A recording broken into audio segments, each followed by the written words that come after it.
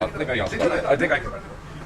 فائز عیسیٰ صاحب کے حوالے سے ہماری جماعت ریکیوزل کی اپلیکیشن دے چکی ہے کہ آپ کی جو اسٹیٹڈ پوزیشن ہے اور جو آپ کے جذبات اور احساسات ہماری پارٹی کے ایگزسٹنس کے حوالے سے ہے وہ مختلف اوقات میں مختلف ججمنٹس اور مختلف کیسز سننے کے دوران آپ بالکل پوری قوم کے سامنے واضح کر چکے ہیں. اور آپ کی جو خیالات اور آپ کی جو اوپینین ہماری پارٹی کے بارے میں ہے اس کے واضح ہونے کے بعد کیا یہ اخلاقاً قانوناً کیا یہ مناسب ہے کہ اس کے بعد بھی آپ بیٹھ کے ہمارے کیسز کے بینچز میں ہمارے کیسز کو سنیں؟ تو ہم نے پھر بھی اور پھر فیصلے کریں. ہم نے پھر بھی قانون کے احترام کرتے ہوئے ریکیوزل کی اپلیکیشن فائل کی پارٹی کی طرف سے, اور آپ یہ دیکھیں کہ وہ اپلیکیشن وصول تک نہیں کی گئی اور وہ ویسے ہی واپس کر دی گئی, جیسے کورئر سے گئی یا جیسے ہم نے دینے کی کوشش کی وصول بھی نہیں کی. آپ ہم سے جب ہمارا بیٹ چھین لیتے ہیں اس کے بعد جو فیصلوں میں آبزرویشنز آپ دیتے ہیں اس کے بعد یہ مناسب تھا, ججز یہ کرتے آئے ہیں جس وقت اس قسم کا کانفلکٹ آف انٹرسٹ ہو جائے, اس قسم کا چیز واضح ہو جائے, ججز خود اپنے آپ کو بینچز سے علیحدہ کر لیتے. آپ کو تو یہ نوبت بھی نہیں لانی چاہیے تھی کہ ہمیں درخواست دینی پڑتی چیف جسٹس آف پاکستان پہ ریکیوزل کے حوالے سے, مگر آپ نے ہمیں مجبور کیا جب آپ اپنے آپ کو زبردستی ان بینچز کے ساتھ آپ نے اٹیچ کیا کہ ہم نے آپ کو لکھ کے دیا, مگر آپ نے اس کو وصول کرنے سے بھی آپ کے ادارے نے اور آپ لوگوں نے انکار کیا نہیں لی. میں یہ سمجھتا ہوں یہ نامناسب طور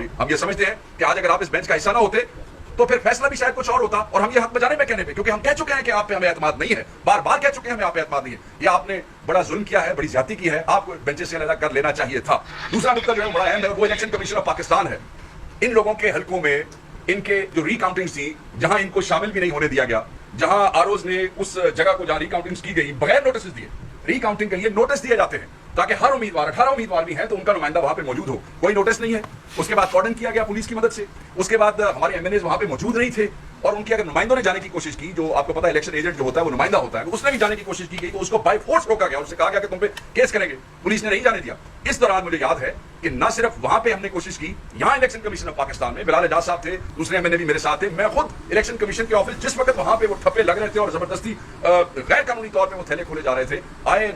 یہ اور ہم 2-3 لوگ الیکشن کمیشن کے آفس گئے. سیکرٹری الیکشن کمیشن کو پھر قانون کا احترام کرتے ہوئے ہم نے ایک اپلیکیشن دی کہ جناب یہ غیر قانونی عمل ہو رہا ہے, ویڈیو شیئر کی سیکرٹری کے ساتھ, میں خود وہاں پہ موجود تھا, کہ آپ کوئی ایکشن لیں, مگر نہیں لیا گیا. ہم یہ توقع کر رہے تھے کہ جن لوگوں نے قانون توڑا ہے, آئین کی خلاف ورزی کی ہے, ان آروز کو سزا ملے گی. الیکشن کمیشن کی ذمہ داری تھی کہ ان آروز کو سزا دیں گے, الیکشن کمیشن کی ذمہ داری تھی کہ اس ڈی پی او کو نوکری سے فارغ کروا دیں, الیکشن کمیشن کی ذمہ داری تھی کہ اس ڈپٹی کمشنر